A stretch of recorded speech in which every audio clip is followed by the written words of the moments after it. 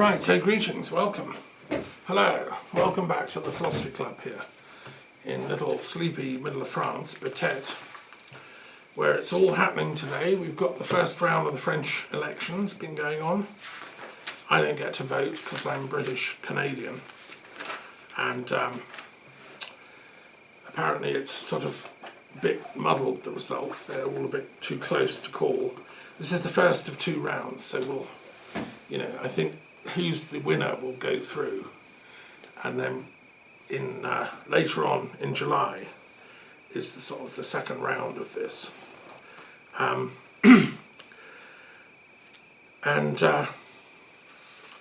how does that system work? The top two will go through. Everybody was more than 2.5% of total voting people can go on the second round, and then at the second round the winner is the winner. So they're all four groupings will go through, you think?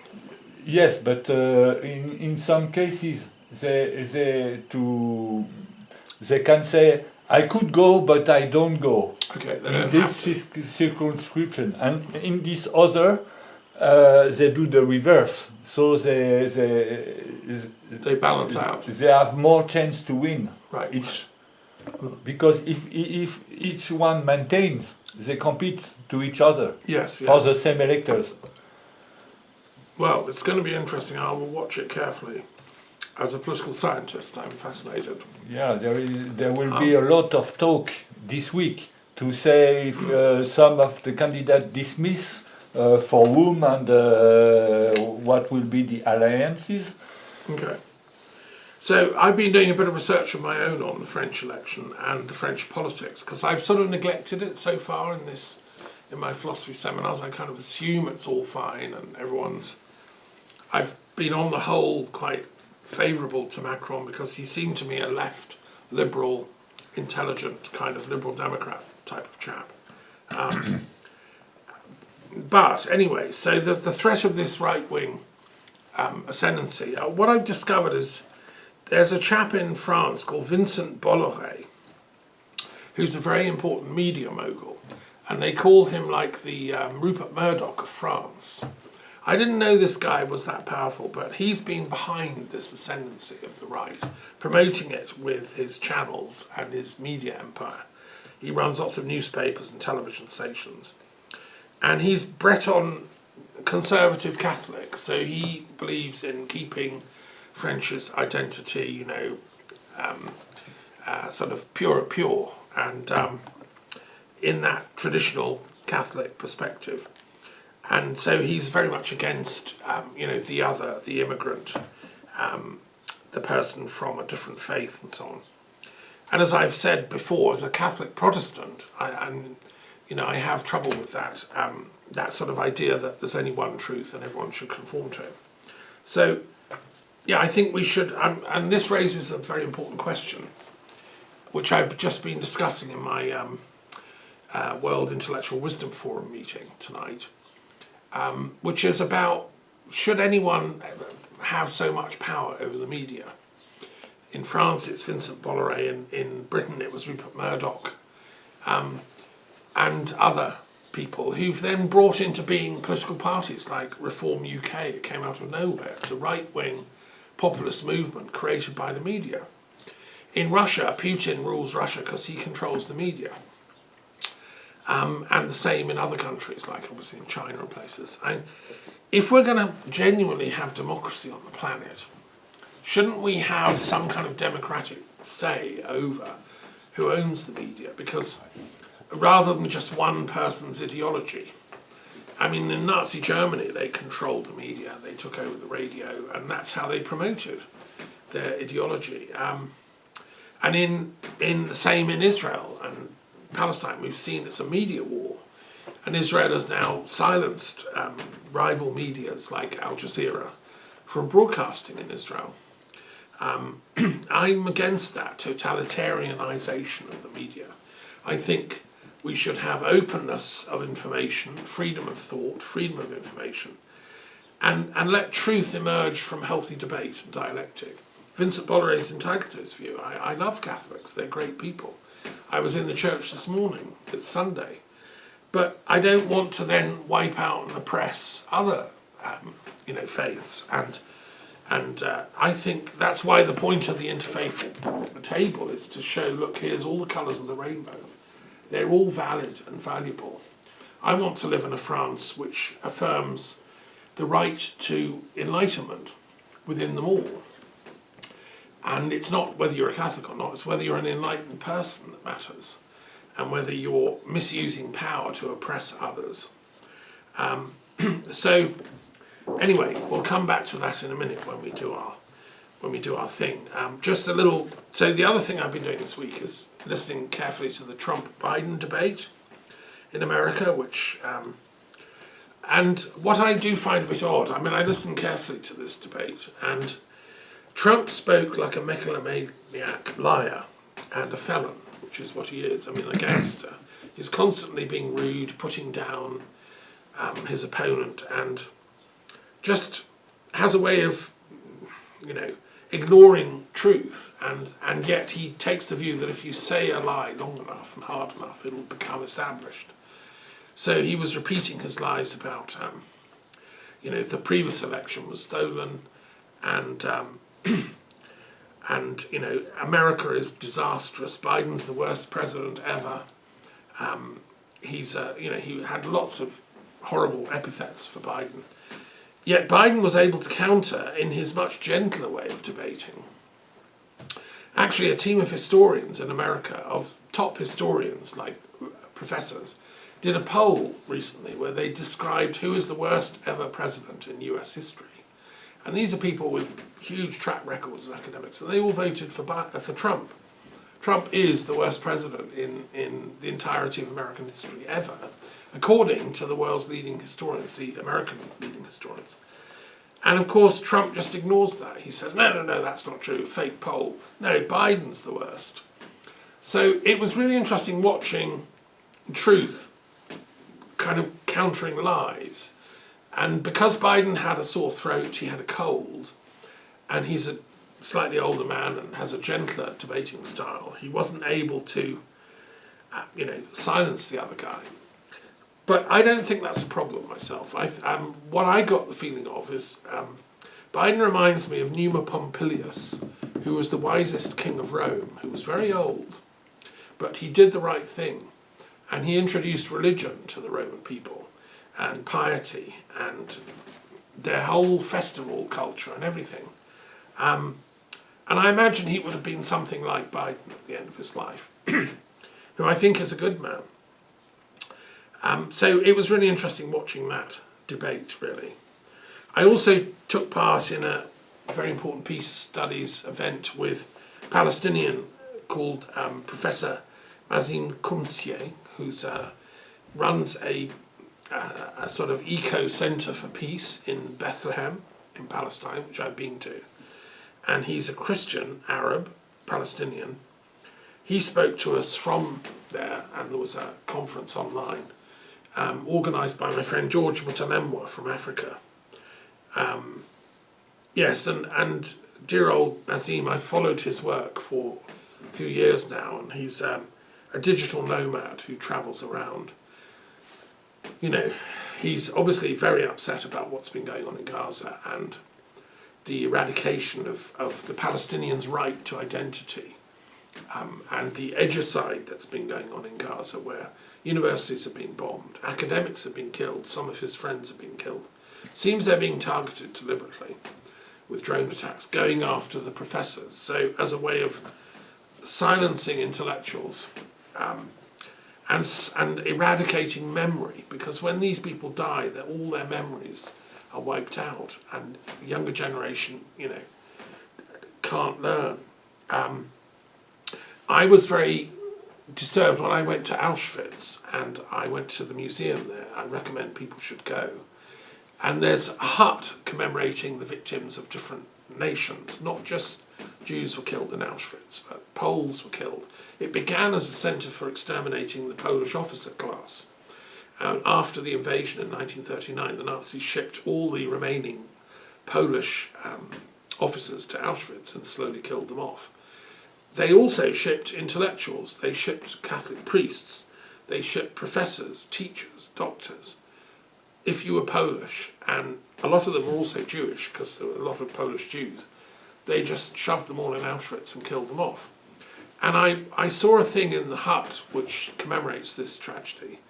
A Nazi leader, I think it was Himmler, went to give a speech in Poland when that was all happening, to give instructions to the new German-run government, and he said, what we're going to do now is change the education system. All we're going to teach the Polish kids from now on is just a little bit of reading so they can read simple stuff, a little bit of writing so they can write a few things, and then a little bit of mathematics so they can do shopkeeping. But we're not going to teach them anything more than that. Nothing about thinking, ideas, philosophy, joined up stuff, history. No, because we don't want the Polish people to produce any more intellectuals or people of intelligence. And this was said, by Himmler in his speech, which was a secret speech given to his German officers, but it was later publicised. And when I read that, I felt a chill, and I realised that's what totalitarian governments do. They stop people thinking, and they dumb down the education system. And, that's why Israel is now killing off Palestinian intellectuals and bombing them and blowing up the universities. It's the same way of thinking, which is utterly shocking because, of course, it's what was done to them. So why then do it to somebody else? It doesn't make any sense to me. It's one of history's illogical dialectical leaps. It was a law of dialectical materialism that things turn into their opposites. Engels enunciated these laws of dialectics, which you had to study if you were a Russian philosopher at the Institute of Philosophy, where I visited in 1990. And one of them is things turn into their opposites. Well, I think there's something to this, actually. We should revisit the laws of dialectical materialism. And yes, that's a tragedy, and we somehow have to guard against it and find a way to make it more of a spiral. So instead of things degenerating and turning into their complete opposite, as we turn around, we go up in a sort of moral evolutionary arc of ascent. And certainly when I was in Moscow in 1990, that's what we hoped for. We were Western and Russian philosophers coming from all over the world discussing the philosophy of peace. And I was elected coordinator. It's been quite a job since then. The other thing I've been doing is monitoring how Russia fell into the black hole of fascism. Because certainly when I was in Moscow in 1990 and 93, Gorbachev was in power. It was a moderate, progressive, social democratic, green outlook they had. Gorbachev was a proper intellectual. And what happened? My friends I've kept in touch with ever since, they're still thinking like that, but they're not allowed to say it in public. Well, what happened was this rightward drift. It's like a car where the tyres are down and it drifts to the side of the road. And a colleague of mine has written a PhD for Cambridge University on the history of Russian fascism in the last 20 years. Professor Andreas Umland. It's a very important doctoral thesis which is available on the internet, and I will be looking at it in detail. Why did these Russian intellectuals? So it's like circling the wagons. It's like the apartheid Broederbond in South Africa. They think, no, it's our people. We have to survive. We're being attacked. And I think the Russians had that same mistaken idea, with all due respect. I think the only solution is to find out why they got those ideas and then help them think out of that bubble that they got into. Because to me, fascism is not the answer for the world's problems. It just promotes, new problems. I certainly don't think it's the solution for France.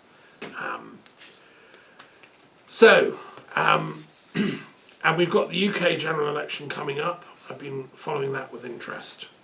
And hopefully we'll get a new government. There seems to be a new a consensus has emerged in Britain that these Tories, the hard right, are completely unvotable for, and that we want a centre-left social democratic government back.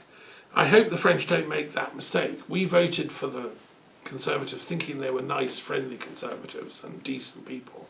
They turned out, the minute you open the door to them, the hard right crypto fascists sneak in. So I just hope France realises that you can't let in the nice sort of Sarkozy types that look squeaky clean. No, they've got stuff in the cellar that you don't want to invite round for supper. And the people that helped set up the hard right in France, were they look back to the Vichy regime as yeah, they were right. Vive la France, Pétain was correct. And they even say de Gaulle was wrong, standing up to them. Well, I'm sorry, I as a historian, I don't accept that worldview, and I don't think the French do deep down. So it's been an interesting week, really. A lot of stuff going on, and I want to share a couple of things. I've been reading a very important book about India, because I'm still involved with the monitoring of India's democracy and elections. And although Modi, has won the most votes, he's no longer in absolute power in India, and there's a lot of opposition to him. He was misusing power to attack opposition leaders and to imprison them and get the tax authorities to investigate them falsely and all this kind of stuff, using fear tactics. Well, I've been reading a very important book that I was told about some events in 2008 in Mumbai. It's called The Betrayal of India, Revisiting the 26th of November Evidence, by a forensic historian called Elias Davidson. And it's a really important book. I'm only halfway through it, but what happened on the 26th of November, if you recall from the media, was Mumbai was supposedly attacked by sea by some Pakistani terrorist Muslims who landed in rubber dinghies, got into Mumbai and attacked various hotels, the railway station, and shot up and killed lots of people. That was the official story, and the police eventually killed them all, apart from one guy who survived and was put on trial. And yeah. And sadly, the trial went catastrophically, and the evidence was never really gone into. The police investigation was a cover-up. Anyway, what this book exposes is that the real story of what was going on behind the scenes was very different. Gujarat was at the time run by Modi, who's now the head of India, and it was run by his BJP hard right-wing party. And behind the scenes it was run by the RSS, which is a neo-fascist group who looked to Hitler as their great hero, and they'd actually killed Gandhi. As a historian, I've studied this RSS thing, and it's a disturbing sort of India first, and not just that, but Hindus first. Their ideology is that only Hindus are the real Indians. Christians and Muslims and Baha'is and Jews and Zoroastrians, they're not really Indians, shouldn't have rights. And so they'd been doing terrorism. These Hindu nationalists have been blowing stuff up to make their political point. And there was a policeman, a man of great professionalism, called Henant Karkare, who'd tracked them down, and he'd now assembled enough proof to prosecute them in the courts, these leading Hindu nationalist fascist terrorists, was about to go to trial. And of course, what seems to have happened, and the book is proving this as I go through it, is that this attack was a fake attack organised by the Hindu fascists, pretending to be Muslims, blaming it on the Muslims because that's what they do. And during the course of the chaos, they assassinated the policeman who was coming for them. He was surrounded, his car was riddled with bullets, and he was killed with 2 or 3 colleagues. And what the book is saying is that was the point of the attack, was to kill him so he couldn't take them to court. Because with him died all the evidence, the case, he'd assembled it all, and the whole thing was then hushed up. So if this is true, and I, as a historian, I say, well, it's a hypothesis worth investigating, it certainly explains a lot. Because what's extraordinary from the book is how many anomalous phenomena were happening on that day. Policemen were not where they said they were. Lies were being told about who was doing what where. The radio calls were not released until a year after, and they were doctored. The widow of the policeman tried to get hold of them to find out what had happened to her husband. Never released. She was never given a clear answer. Was he killed here? Was he killed there? Was he killed in that car or this one? Nothing. So the whole thing was like really dodgy. Now, who's in charge of the police force on the day? Modi, right? Whose ideology is let's blame Islam for everything, and then we'll advance Hinduism. So I think this is really, really important book. The author's dead, and sadly I can't meet him, or I would, have him round and we'd talk for hours. But I think a new investigation is called for. And with my colleagues who realise that Modi is bad news for India, they all ought to read this book. It's kind of dynamite, actually. So that's what I've been up to. And just a little news flash. When I finish the book, I'll tell you more. But it's certainly looking at the moment like it was an inside job. By the way, the guy that wrote the book, Elias Davidson, also wrote a similar detailed study of 9/11. Like me, he was a historian who went into it in detail, and I have to read that as well. We have the 9/11 Truth Commission for historians coming up in September this year, so I'll have read it by then. Anyway, that's what I've been up to. Intellectually, quite busy.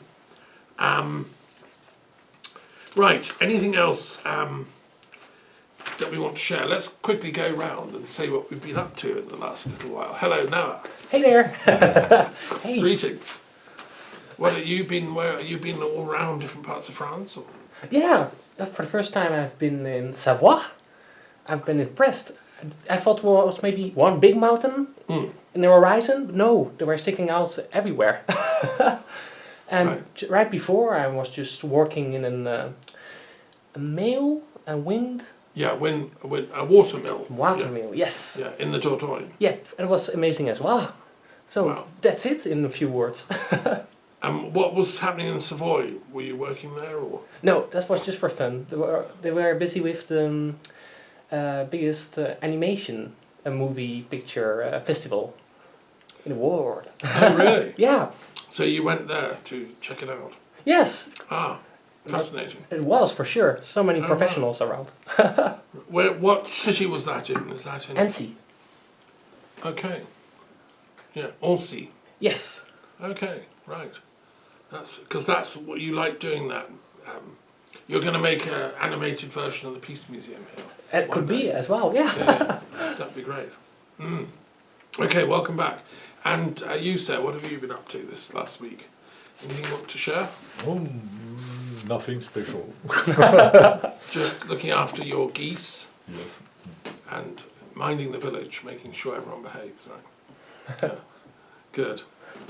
Okay, well, there we are. Let's go on now to the second part of our wonderful philosophy club. Let's look at, let's each choose one of the periodic table, and you can either do it randomly with your eyes closed, or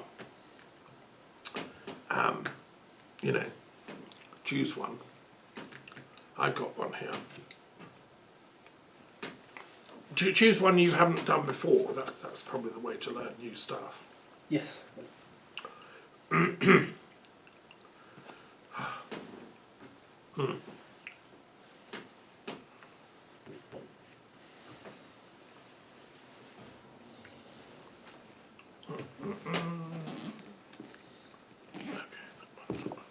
May I say something? Yeah, go for it, yeah. You spoke about the problem of the Nazi period where people, they try to decrease the level of education in Poland. Yeah. And I feel there is the same problem in France. Many people complain that the level of students is decreasing very, very rapidly. Entering university, they are not able to write a letter, a dissertation correctly. At the age of 11 or 12, doing exercise on mathematics, it's difficult for them to understand the question. Right. So So it's a problem also in France. Yes, I Yeah, just yeah. wanted to tell you that because it's a reality. Many educators complain about that. Thank you. It doesn't surprise me because we had the same problem in the UK when I was teaching. The same thing was said in England and Wales, although less so. And it's a general complaint, I think. And one of the explanations, I think, is the incredible use of social media, mobile phones. Old-style education is very difficult in that context. And I noticed a few schools in California are now going to court to ban mobile phones from the schools, which I think is good. When I was a teacher in the UK in about 2007, I went to the headmaster and I said, you've got to ban mobile phones from this school, because the kids were sitting there on them the whole time, taking photographs of each other, whatever, sharing little things, and not listening to the class. And you can't teach with that. So that's one explanation of why it's got so bad. And the other is this idea that, why do I need to listen to a teacher? I can get everything off the internet. I don't need to listen to you, sir. I had kids tell me, I can just go to Wikipedia and yeah, I don't need to listen to you. And then one of them said, yeah, in a few years there won't be any teachers, it'll just be robots, you know. And that upset me, because I think proper teaching is not just the facts, it's about the feelings behind the facts. And it's about learning how to digest facts and information, which robots can't teach, and nor can Wikipedia. It's like, how do we evaluate the information sources? And that's where proper teachers come in, I think. But that's a dying art. And that's partly to do with the exam systems. I don't know if it's the same in France, but in Britain, it's all become like robot marking. So to do an exam, you just tick these boxes. You don't have to think, you don't have to write an essay anymore. When I was at school, we had to think, you know, and write proper essays. Now it's all just, you know, do you prefer white or blue or whatever, tick a box, which is not real education. And I have fought against that. That's why I kind of, you know, believe in joined up thinking and deeper questioning. So I'm sad to hear that's happening in France. It makes me feel I ought to go and teach there. I'd love to see the French education system adopt my table. I should translate it into French and then get every lycée to have it on the wall. And I will make a pledge that I will write to the Ministry of Education and suggest that. Whoever wins the election, you know, because this is a national crisis in France and in Britain as well. Yes. Okay, right, have you chosen your box? Yes, 155. Philosophy, physics and IT. Okay, talk of the devil. Right. No, no. No, I'm just teasing them. Right, and whilst you're looking, have you got your one yet? Yes. Okay. Philosophy and humanities. Oh, okay. 168. Right, I'm just going to find the textbook that goes with this, because I want to have the details. Oh dear, it's on a runner. Right, can you see on the table somewhere, the periodic table, the textbook that goes with the table? It's lurking about. Yeah. Big black cover. It's got a sort of black and white cover. Is it down on the floor near you somewhere? No. Well, don't worry. I can. You know, I can do it by heart. But any more detailed questions we can do later and find it. Okay. Um, I'll keep my eyes open. yeah, sure. It's lurking somewhere. It's just on the runner. Right. Okay. Well, I got skepticism in humanism, which is box number 75. So we'll start with that one. We try and do what comes first. I mean, you know, we can argue different ones. Maybe we'll do 168 first, which is philosophy and humanities, actually. That's Armel's choice. So when I was a school teacher working in the system, the humanities is a general term for kind of all the interesting subjects that you get taught in the lycée. Things like philosophy, history, languages, literature, and religious studies. The idea behind them is that those are questions of value to do with our nature as human beings. Who are we? What are we? Where do we come from? What's the purpose of life? And those are deep questions, and they've been around since our ancestors first started thinking, I think. Last week we had the goddess culture traditions of the New Age, eclectic goddess worship, and we discussed whether psychedelics had helped spur human consciousness into kick-starting. And that's a theory. That's a theory that makes a lot of sense, because somewhere along the line our ancestors started having visions and having ideas and inventing language. You know, we aren't just robots. We have feelings, emotions. We fall in love. We construct meaning. And one of the problems with causes of war is that when we construct a certain type of meaning, a narrative, and somebody else constructs a different narrative, then they clash. You know, like Israelis and Palestinians, they have deeply felt narratives which come into clash. What we've now got to do is construct meanings that can unify and synthesize these warring narratives. And that's where that only the humanities can do that. Only things like this is a tool for philosophy and religious studies in the humanities, right? And it's why it's the last box. Who would you put in there? With all the great historians, I mean, you know, Herodotus, Thucydides, because history is about what is the narrative going on here? Who are these Persians? Why are the Greeks and the Persians fighting? That was the beginning of history as a discipline. And then the great historians like Froissart here in France. What's the history of France? Why are we fighting the English? Let's do a history of the 100 Years' War.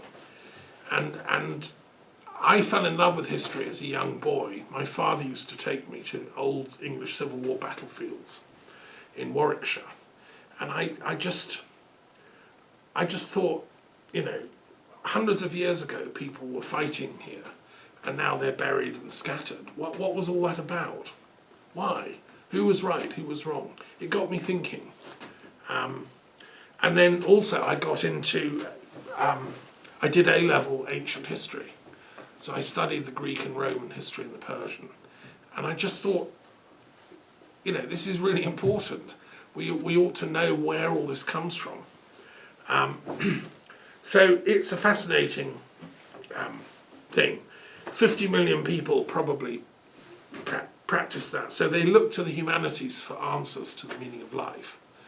And they might be professionally teachers or writers or, you know, filmmakers making documentaries on history and stuff. It's a big industry and fascinating. And I think what I'd like, I founded Historians for Peace because what I'd like to do is see more historians connecting joined up narratives.